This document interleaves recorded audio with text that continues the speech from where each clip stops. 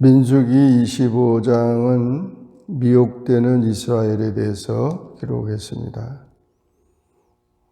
모압 왕 발락이 거짓 선지자 발람을 통해서 이스라엘을 저주하려고 계속 그렇게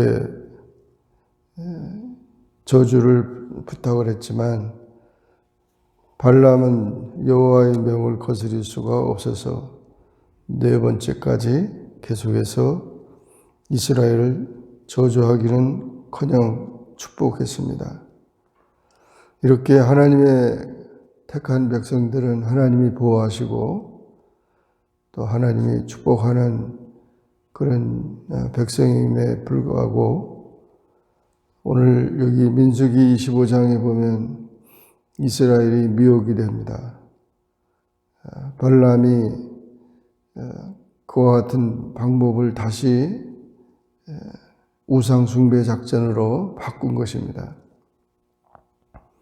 그래서 이 가나안의 그런 풍속을 따라서 이스라엘이 시딤에 머무를 때 백성이 모압 여자들과 음행하기를 시작했다 그랬습니다.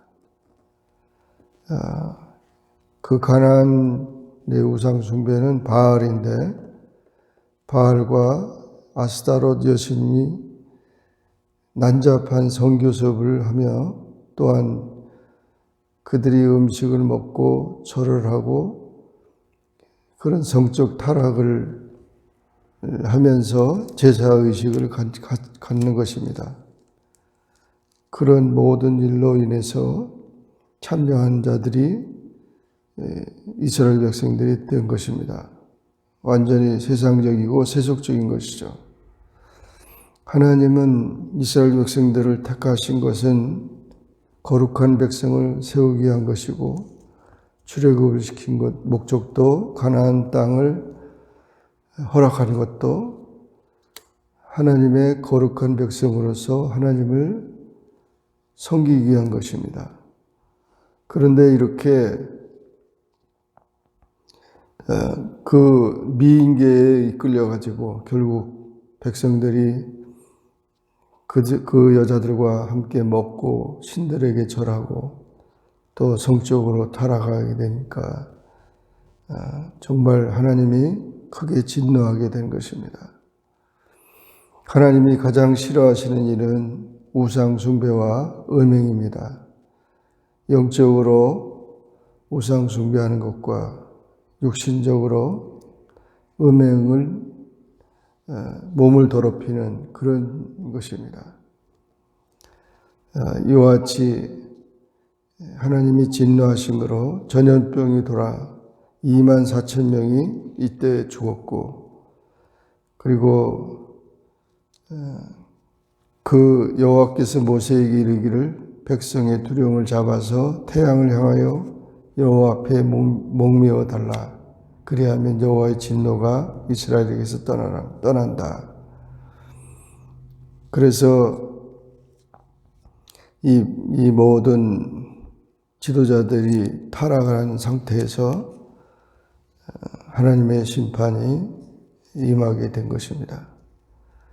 그런 와중에 모든 백성들이 울면서 자기들의 죄를 회개하는 그런 상황 속에 있는데도 불구하고 이스라엘 자손 중에 한 사람 시므온 지파의 시므리라고 하는 사람이 미디안 여인 고수비라는 여인을 데리고 대낮에 또 이렇게 성적 타락을 하게 된 것입니다. 그것을 제사장 아론의 손자 엘르아살 비느하스가 보고 손에 창을 들고 따라가서 그 남녀를 다 죽이게 됩니다. 그와 같은 비느하스의 열심 있는 하나님의 그 질투심으로 그런 심판을 하게 될 때 하나님께서 비느하스의 제사장 비느하스의 그 모든 것을 칭찬하시면서 평화의 언약과 또 영원한 제사장 직분의 언약을 약속한 것입니다.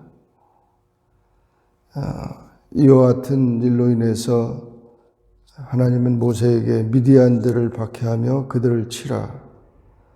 그들이 너희를 박해하되 부월의 일과 미디안 족장의 딸 부월의 일로 연병이 일어난 날에 죽임을 당한 그들의 자매 고스비 사건으로 너희를 유혹했기 때문이다 라는 것입니다.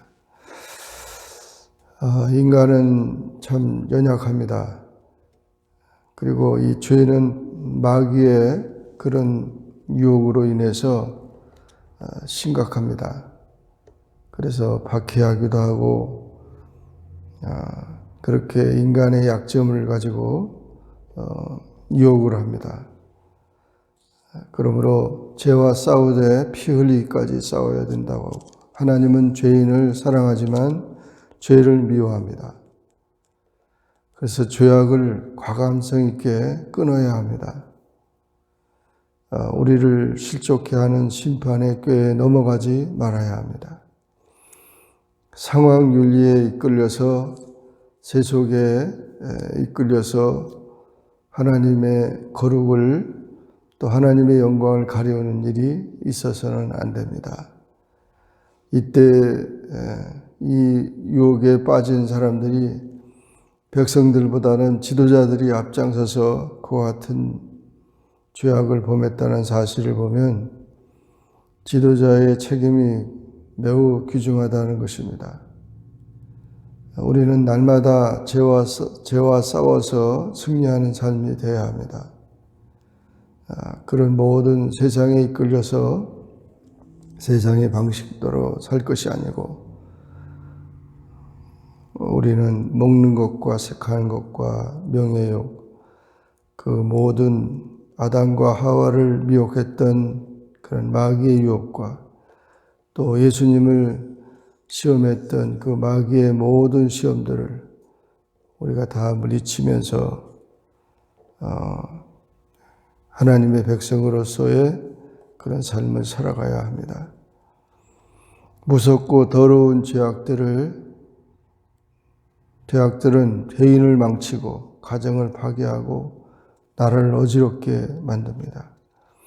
노아의 홍수의 심판도 마찬가지고 소돔과 고모라의 불심판도 마찬가지입니다. 또 앞으로 하나님께서 불로 심판하신다고 하는데 이런 모든 것은 다 죄로 인해서 오는 심판인 것입니다. 현대 신학에서 가장 인기 없는 주제가 죄와 회개입니다. 또 오늘날도 이 죄와 회개라고 하는 그런 이야기를 듣기를 좋아하는 사람은 아무도 없습니다. 죄는 축복을 사라지게 하고 또한 죄값은 사망인 것입니다. 거룩한 백성이라도 항상 범죄할 가능성이 있다는 사실을 기억하고 이 음란의 시대에서 세상을 따라가서는 안 됩니다. 욕심이 잉태한 적 죄를 낳고 죄가 장성하여 사망에 이르는 것입니다. 오직 하나님만을 경배하고 다른 우상이나 다른 가치에 마음을 빼앗겨서는 안 됩니다. 그러므로 우리는 유혹을 물리치고 오직 거룩하고 성결한 삶을 살아가야 되고 무엇을 먹든지 마시든지 무엇을 하든지 우리는 하나님의 영광을 위해 살아야 합니다. 우리 몸은 하나님의 성전입니다. 죄는 전염병과 같아서 그렇게 순식간에 백성들을 다 미혹에 빠뜨리게 된 것입니다. 온전히 너희 몸과 영과 혼과 몸이 주 오실 그날까지 우리가 흠없게 보존되기를 힘써야 되고 이 성결 운동에 힘써야 될 것입니다. 개인과 가정과 사회가 이런 모든 성결함으로 하나님의 심판에 이르지 아니하고 구원에 이르도록 해야 할 것입니다. 우리 모두 하나님의 거룩한 백성이 되기를 주의 이름으로 축원합니다. 기도하겠습니다. 사랑의 주님 감사합니다. 오늘도 주님 앞에 나와 기도하게 하시고 주의 말씀을 선고하게 하시니 감사합니다. 이스라엘 백성들이 이렇게 가나안 땅을 목전에 두고 아직도 그들이 하나님의 택한 백성이며 거룩한 백성인 것을 깨닫지 못하고 세상에 이끌리고 마귀에 이끌려서 온갖 죄를 범하다가 전염병으로 24,000명이 죽었습니다. 정말 비참한 그런 죄값을 치르게 되는데 온전히 우리 모든 삶이 주님의 그 구원의 은총과 그 사랑에 이끌려서 세속에 이끌리지 아니하고 항상 자신의 영혼을 지키고 삶을 지키는 거룩한 주님의 자녀가 되게 하여 주옵소서. 예수님의 이름으로 간절히 기도하옵나이다. 아멘. 하늘에 계신 우리 아버지여, 이름이 거룩히 여김을 받으시오며 나라에 임하옵시며 뜻이 하늘에서 이룬 것 같이 땅에서도 이루어지이다. 오늘날 우리에게 일용할 양식을 주옵시고 우리가 우리에게 죄진 자를 사하여 준 것 같이 우리 죄를 사하여 주옵시고 우리를 시험에 들게 하지 마옵시고 다만 악에서 구하옵소서. 대개 나라와 권세와 영광이 아버지께 영원히 있사옵나이다. 아멘.